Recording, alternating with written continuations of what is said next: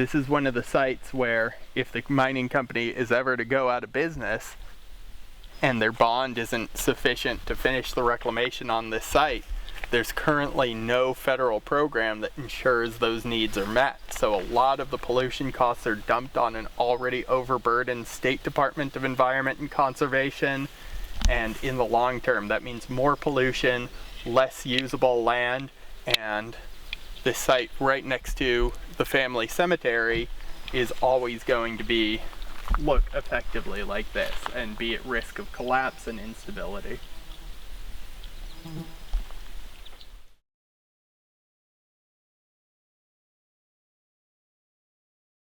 My name is Adam Hughes. I'm the East Tennessee organizer with SOCM, Statewide Organizing for Community Empowerment. This is the Cooper Ridge surface mine in Claiborne County, Tennessee. This mine was permitted in 2017 and I believe last drew coal in 2019, if it ever drew much coal at all. It was getting ready to be shuttered and they'd gotten everything they could out of it. So for less than 2 years ultimately, possibly much less, they in return have really turned this site into a bit of a wasteland, and somewhere you can see even where they've done reclamation, it just does not look like the beautiful mountainside that we expect in this community. And we're also right next to the historic Hatfield Cemetery where a number of community members are buried. AML, abandoned mine land sites, are mines that were mined before the passage of the Surface Mine Control and Reclamation Act, which was implemented in Tennessee in 1982. These are sites that were mined before there was any kind of reclamation requirement on coal mines. They largely have persistent pollution problems. They may not have been reclaimed, so the bedrock is unstable, high walls can fall, and they generally become unusable sites. There's a whole different category of mines that have been mined after SMCRA and for whatever reason aren't receiving proper reclamation. I believe that this site is still permitted, so TDEC is still taking a look at water quality issues, but there's still a lot to do, and the potential is that this coal company, if they go out of business and the bond is insufficient to cover reclamation, we don't have a mechanism to make sure that the water treatment keeps up, and that's water that ends up in the creeks that end up feeding people's houses. So this is a potentially huge problem, and as more and more coal companies go bankrupt, we're going to see mine sites continue to pose these problems and putting more pressure on the limited funds of state programs. It's impossible to monitor all these sites, and I mean, you know, you even have some sympathy for the coal companies who maybe started the permitting process when the market for coal looked very different, and by the time they're actually able to mine, the market isn't there to justify all of the mining. So you can understand why their business model is unsustainable and why there's a need to have some meaningful intervention to ensure the community's taken care of and the site can be restored.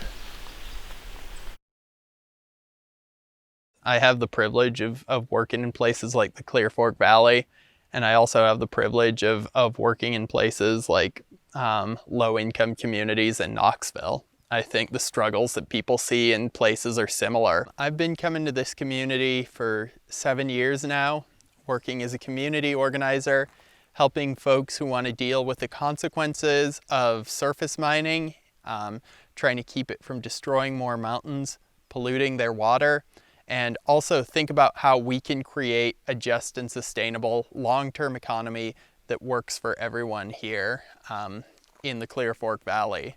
What that means in practice is going on lots of bond release tours, working on small-scale economic development projects, and trying to support the amazing local institutions like the Clear Fork Community Institute and the Woodland Community Land Trust. Because people live here, because amazing people live here, and really no one should have to worry about the quality of the water they're drinking. No one should have to care about if the mountain where they've been going for decades, where they grew up, is going to be turned into a blast zone like this. Communities all across Appalachia have some of the most incredible people, some of my dearest friends. I don't want to see anything happen to them, to myself, as a consequence of coal mining.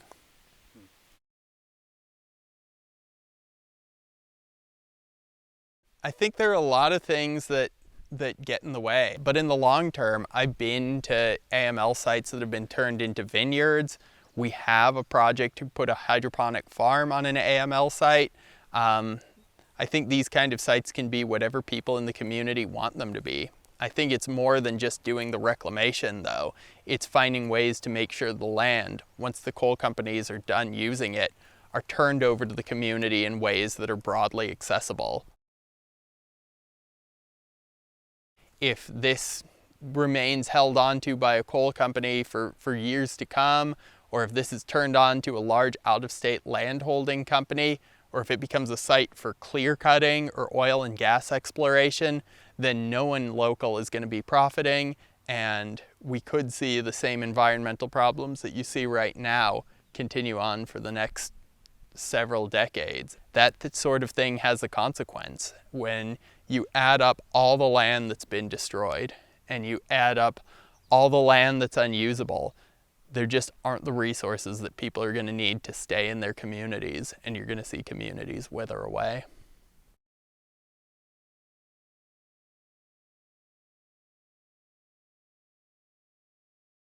I think a multiplicity of things need to happen at the federal level. I think we need to ensure that the AML fee is continued and increased, that the amount of money that the states are getting for AML reclamation continues to be there through AML fee reauthorization, through passing legislation like the Reclaim Act. We need to increase the amount that minimum program states like Tennessee get so we can keep abreast of the need for reclaiming mine sites. I also think the federal government needs to institute programs so that post-law mines that lose their bond and the money is stuck on the state are still able to be reclaimed. So we need to find ways to help support state programs, to do the water pollution control, and to continue to do reclamation when the coal companies are no longer able to. The ARC, the EPA, all the federal agencies that would grant to clean up sites and to put small business opportunities need to be working together, and they need to prioritize community-led projects that folks who have been living here for decades have come up with that can employ local people and that doesn't involve more extraction of funds coming out of the community, that it keeps the wealth of these amazing natural resources here in the Clear Fork Valley. I think Appalachia is a special place. I think we who live here in Appalachia have been on the forefront of movements for justice, labor movements, environmental movements, and also been at the forefront of, yes, being a part of the energy that powered so much of this country. I think we can continue to be a leader in that way. Appalachia is really well suited to be a place where economic and environmental goals aren't held in conflict, where we can deliver a strong economy that respects every person here, that also doesn't take away resources, that doesn't leave people worrying about their health and safety. People in Appalachia have done such an amazing job of coming up with ideas for how their communities can thrive. Ideas like the Reclaim Act, like taking some of this AML money and putting it on mine sites that have the most economic viability. That's not something that came up in some think tank. That's something that came up from the process of our communities meeting with each other time and time again, listing what sorts of assets they had and listing what sorts of assets they found unusable. Passing acts like the Reclaim Act is the best thing you can do to honor people in these communities. In 20 years, I want to see people enjoying sites like this. I want to see cleanup. I want to see the streams run clear again, that now people have grown up with streams and now can no longer go fishing. I want those streams restored. I want the community institutions that have suffered from the decline in population to be able to rebound.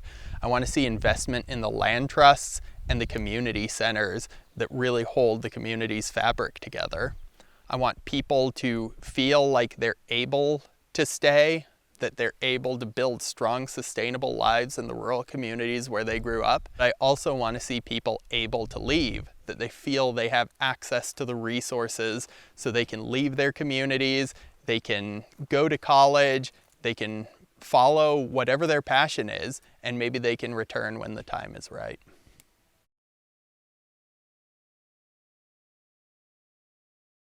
You couldn't be making a better investment of taxpayer dollars than to invest in the people in rural communities like the Clear Fork Valley.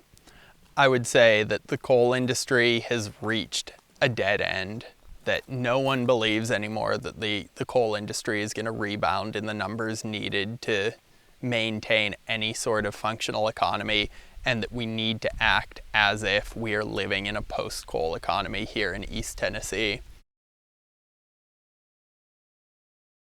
Some of the funding that needs to be done is not the funding you can expect immediate rates of return on. I think a lot of money needs to come in to repair the roads. You know, the county government paid for road maintenance in Campbell County for years and years through the coal severance tax they received. They're not receiving that tax, and no new revenue stream has introduced itself. So the infrastructure is going to get worse and worse, making it more and more poorly suited for new businesses to come in. That's where the government has an obligation to step up and just fill that gap so a self-sustaining economy can take place. I think everyone needs good, accessible internet access. Everyone needs infrastructure funding. Everyone needs funding for economic development that's tailored towards burgeoning entrepreneurs. These areas are not so dissimilar. It's not an either-or question. We're not talking about a rural broadband problem. We're not talking about urban poverty.